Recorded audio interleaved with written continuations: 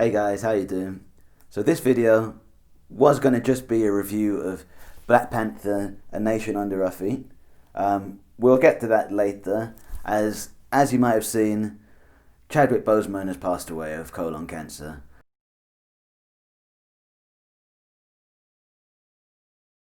I just wanted to start this video with a little bit of a tribute to him.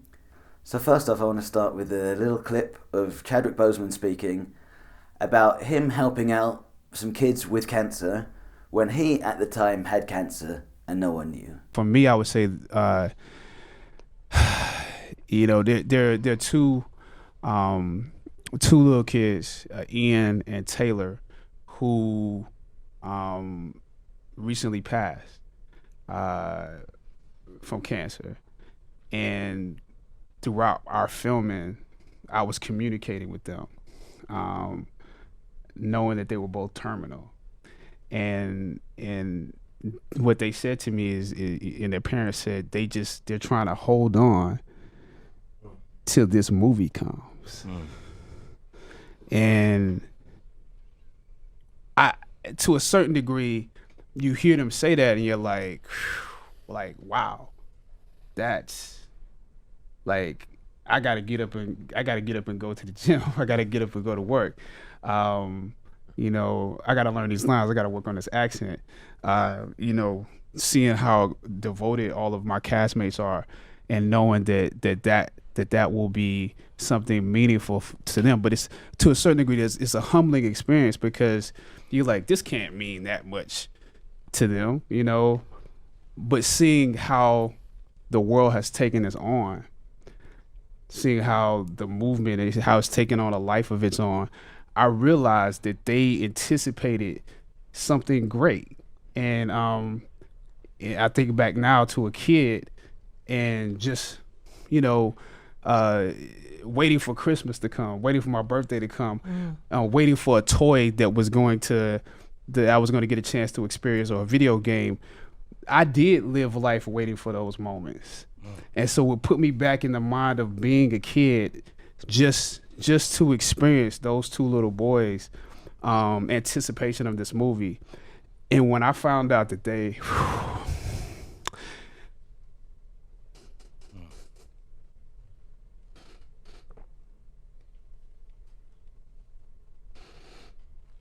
take your time with it.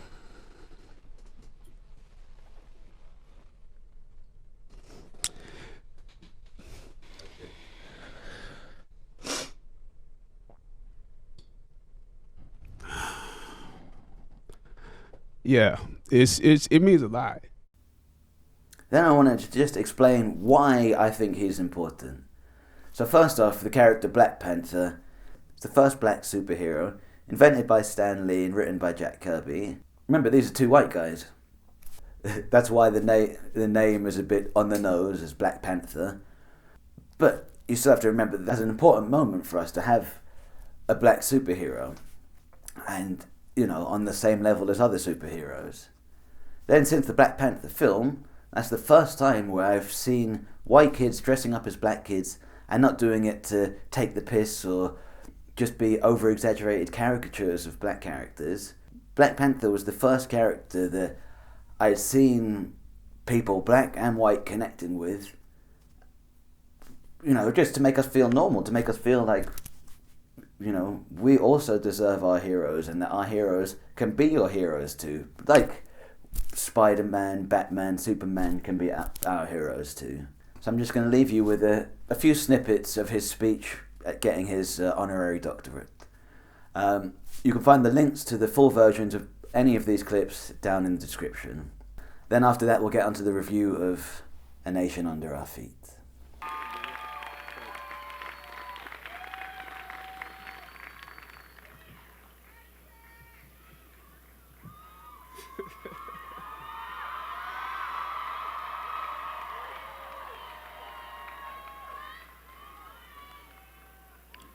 First, giving honor to the Creator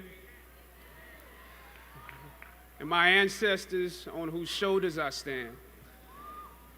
Happy Mother's Day to my mom. She is not here in attendance, but by tomorrow, she will have seen this. Let me also acknowledge my professors who have passed on to the other side. Because of work obligations over the past few years, I missed memorials that were held here for them. Professor Al Freeman Jr., Professor Mike Malone, Professor Reggie Ray, Dr. Henrietta Edmonds, Professor Joe Selman, Dr. Johnson, and Dr. Singleton. Professors and instructors that may be present: George Epstein, Tony Starnes, Denise Saunders, Professor Roberts Williams, and Professor Vera Katz. Your lessons continue to guide and enlighten me to this day. To President Wayne Frederick and the Board of Trustees, thank you for bringing me back here and giving me this distinguished award. It's overwhelming to be recognized amongst this year's other honorees. I can think of no better place to be right now after the Black Panther and Avengers campaigns than to return and participate in these graduation ceremonies with you. It is a great privilege, graduates, to address you on your day, a day marking one of the most important accomplishments of your life to date. This is a magical place, a place where the dynamics of positive and negative seem to exist in extremes. I remember walking across this yard on what seemed to be a random day, my head down, lost in my own world of issues, like many of you do daily. I'm almost at the center of the yard. I raised my head and Muhammad Ali was walking towards me. Time seemed to slow down as his eyes locked on mine and opened wide.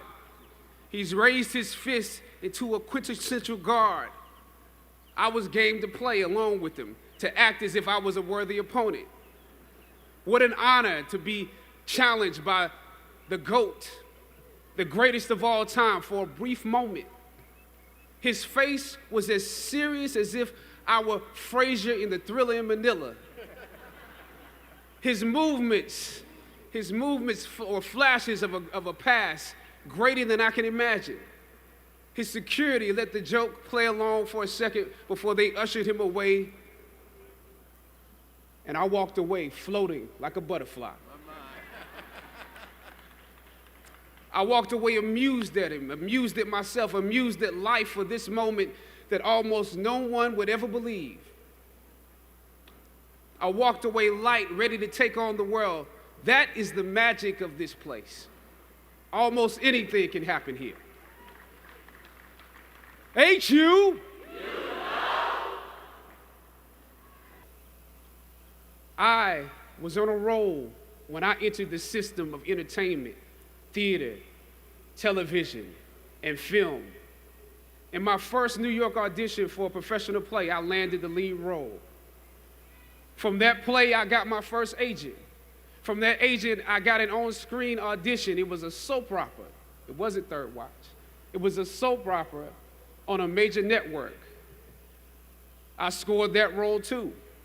I felt like Mike Tyson when he first came on the scene, knocking out opponents in the first round.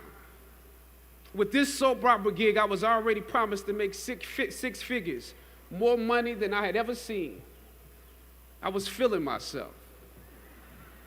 But once I got the first script, and with soap operas, you very often get the script the night before and you shoot the whole episode in one day with little to no time to prepare. Once I saw the role I was playing, I found myself conflicted. The role wasn't necessarily stereotypical. A young man in his formative years with a violent streak pulled into the allure of gang involvement. That's somebody's real story. Never judge the characters you play. That's what we were always taught. That's the first rule of acting. And any role play, honestly, can be empowering. But I was conflicted because this role seemed to be wrapped up in assumptions about us as black folk. The writing failed to search for specificity. Plus, there was barely a glimpse of positivity or talent in the character, barely a glimpse of hope. I would have to make something out of nothing. I was conflicted. Howard had instilled in me a certain amount of pride, and for my taste, this role didn't live up to those standards. It was just my luck that after filming the first 2 episodes, execs of the show called me into their offices and told me how happy they were with my performance. They wanted me to be around for a long time. They said, if there was anything that I needed, just let them know. That was my opening. I decided to ask them some simple questions about the background of my character, questions that I felt were pertinent to the plot. Question number 1, where's my father?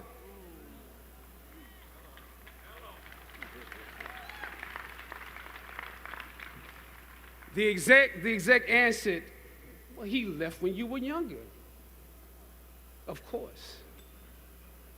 Okay. Question number 2.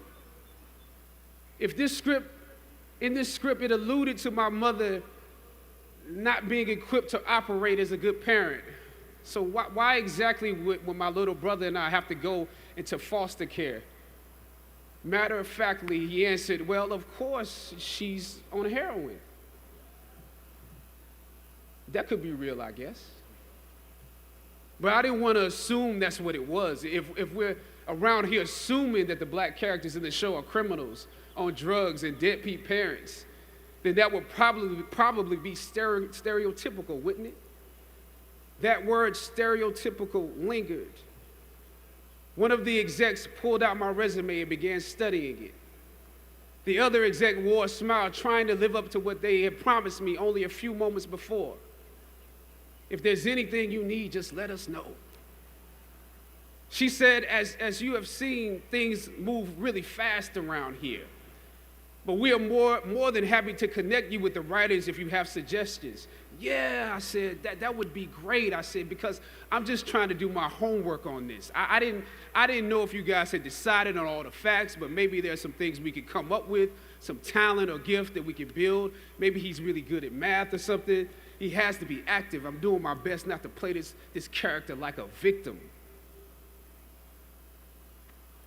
So you went to Howard University, huh? The exec holding my resume interrupted, peeking over the pages. Yes, I said proudly. He slid my resume back in his desk and said, thank you for your concerns. We'll be watching you. I left the office. I shot the episode I had come in to shoot on that day. Probably the best one I did out of the 3 because I got what was bothering me off my chest. I was let go from that job on the next day. A phone call from my agent. They decided to go another way. The questions that I asked set the producers on guard and perhaps paved the way for a less stereotypical portrayal for the black actor that stepped into the role after me. As the scripture says, I planted the seed and Apollos watered it. But God kept growing. God kept it growing. Yet and still, when you invest in a seed, watching it grow without you, that is a bitter pill to swallow. A bitter pill.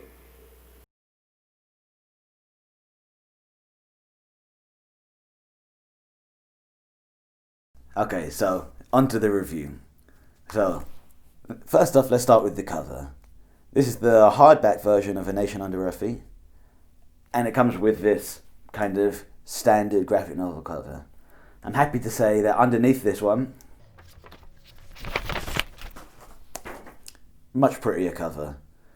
So I'm going to cut to photos I've taken of some pages and some of the artwork in here. I think it has absolutely beautiful artwork, but I'll try and get good photos of that instead of showing it to you here. So this story is written by ta-nehisi. He's a black author who understands African culture, and that's clear to see with this Black Panther book. There is an awareness of Zulu culture, of Maasai culture, of various different cultures, and it feels like an African story. Has an introduction by Seth Meyers, the late night presenter, he was on there for his political stuff and for his writing. Little did we know that he is a great graphic novel writer as well. So this story takes place after the events of Avengers Endgame, and it shows you the troubles that you can have with leading any nation. It's brilliantly written, brilliantly drawn, and an incredible story. I highly recommend this book, not just for the imagery and the characters. The storytelling is brilliant, and I think it's probably my new favourite, up there with Watchmen. So thanks a lot. I hope you enjoy this little slideshow of the artwork. I'll try and say at the bottom or include in the photo if it is a variant cover, if it's the artwork, and I'll try to avoid all spoilers. Thanks a lot. Hope you enjoyed it. Please like, subscribe, share and comment. Over and out. Peace and love.